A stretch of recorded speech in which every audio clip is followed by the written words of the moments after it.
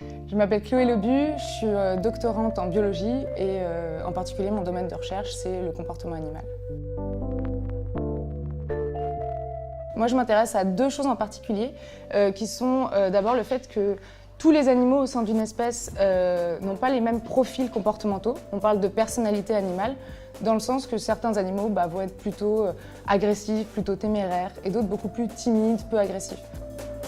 Donc je m'intéresse au rôle de ces personnalités animales dans le choix que les animaux peuvent faire en contexte de reproduction.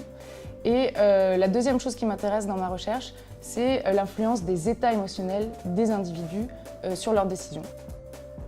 Je m'intéresse à une espèce en particulier qui du coup convient bien à ces recherches. C'est un petit poisson tropical, le Cyclidés zébré. Et alors pourquoi ce poisson? C'est parce qu'il a la particularité en fait de vivre en couple. Donc le mâle et la femelle en fait vont se choisir et vont former un couple stable. À la suite de ça, ils vont interagir pendant de nombreuses semaines pour s'occuper de leurs petits. Donc ça va passer par différents soins à leurs jeunes, mais ils vont avoir un besoin intense de se coordonner pour s'occuper de leurs petits. Mon hypothèse de départ, en fait, c'était presque l'inverse des résultats que je trouve au final. Je me disais qu'un couple avec deux partenaires qui allaient être contrastés pour leur personnalité, donc un partenaire qui allait être plutôt très agressif et l'autre timide, pourrait bien marcher parce qu'ils allaient se répartir les rôles en fait. Un des parents allait plutôt rester au nid et l'autre allait plutôt aller attaquer. Et en fait, on se rend compte que déjà, en allant sur le terrain au Nicaragua observer les poissons, on s'est rendu compte que les prédateurs sont assez gros et qu'un Cyclidés zébré, un parent tout seul, ne va pas réussir à faire fuir le prédateur.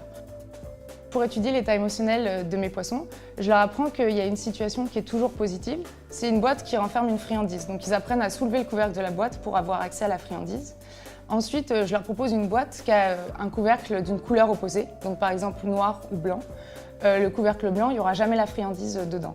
Donc ils apprennent à différencier la boîte au couvercle noir et la boîte au couvercle blanc, qui est sans friandise.